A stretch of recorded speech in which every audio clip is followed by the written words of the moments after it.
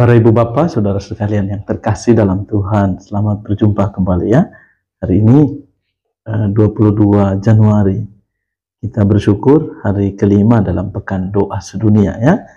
Kita bersyukur untuk berkat Tuhan. Dalam antifon pembuka Mazmur 110 ayat 4, Tuhan telah bersumpah dan tidak akan menyesal. Engkau adalah imam untuk selama-lamanya menurut Melkisedek. Yesus yang adalah imam agung mengajak kita untuk boleh menyadari akan kebaikan Allah ini. Tuhan menuntut kita untuk senantiasa bertekun. Yesus ditetapkan sebagai imam menurut imam Melkisedek. Ia menjadi imam bukan berdasarkan peraturan-peraturan manusia, tetapi berdasarkan hidup yang tidak dapat binasa. Ini dikatakan dalam surat kepada orang Ibrani. Abraham memberikan 1/10 dari semua carahannya. Menurut arti namanya, Melkisedek pertama-tama adalah Raja Kebenaran, Raja Salem, Raja Damai Sejahtera. Ia tidak berbapa, tidak beribu, tidak bersilsilah. Harinya tidak berawal dan hidupnya tidak berkesudahan. Dan karena dijadikan sama dengan anak Allah, ia menjadi imam sampai selama-lamanya. Dan ini menguatkan kita untuk senantiasa bersyukur atas iman yang Tuhan anugerahkan kepada kita. Ya. Dan dalam bacaan Injil Markus bab 3 ayat 1-6, Yesus memberikan kepada kita gambaran kasih yang sejati, kasih yang mampu memberikan kekuatan. Ya. Yesus menyembuhkan orang pada hari Sabat. Jadi ia mengajarkan kepada kita supaya memiliki kekuatan bahwa prioritas kita melakukan perbuatan baik atau melakukan perbuatan yang jahat. Allah selalu menganugerahkan kepada kita hal yang baik, hal yang menguatkan. Ya. Orang-orang Farisi mengamati Yesus kalau ia menyembuhkan orang itu pada hari Sabat supaya mereka dapat mempersalahkan dia.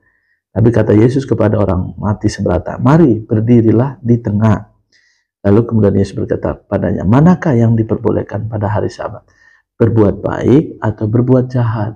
Menyelamatkan nyawa orang atau membunuh orang? Tetapi mereka diam saja. Maka Yesus jengkel dengan kedegilan mereka.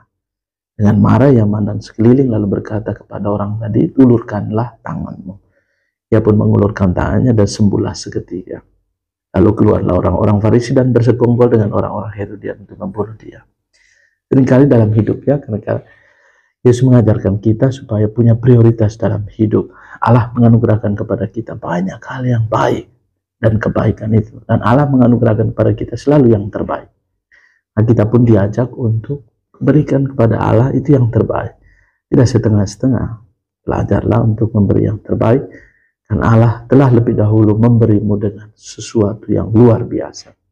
Yesus mengajak kita ya. Yesus katakan kepada orang yang sakit itu, ulurkanlah tangan. Mengulurkan tangan itu tindakan memberi. Kita diajak untuk ulurkanlah tanganmu kepada siapa saja yang membutuhkan. Ulurkanlah tanganmu dengan tidak menerima, mengharap kembali. Ya, tetapi ulurkanlah tanganmu dan lihatlah bahwa karya Allah senantiasa menyertai. Semoga kita di hari ini boleh berseru ya, sebagai Mazmur 130 ayat 5. Aku mengandalkan Tuhan, aku mengandalkan sabdanya. Semoga karya-karya baik yang kita lakukan hari ini berkenan dan juga membantu kita untuk semakin bertekun menjadi pribadi yang memiliki hati dan juga selalu mengutamakan peraturan-peraturan apapun itu seperti dalam hukum kanonik ya, itu peraturan pertama-tama demi menyelamatkan banyak jiwa-jiwa. Jadi semoga kita pun, apapun keadaan kita, tetaplah berbuat baik. Bukan perbuatan baik karena apa yang kita dapatkan, tetapi kita dianugerahi Allah untuk meneruskan karya-karya baik. Maka tetaplah berbuat baik. Seperti juga ungkapan Mother Teresa ya. Dimanapun, dengan situasi apapun, atau dikucilkan seperti apapun, dalam situasi penderitaan apapun, atau dalam situasi yang tidak enak sekalipun, tetaplah berbuat baik.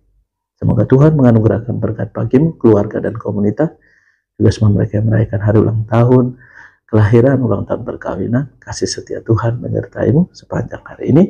Bapa, Putra, dan Roh Kudus.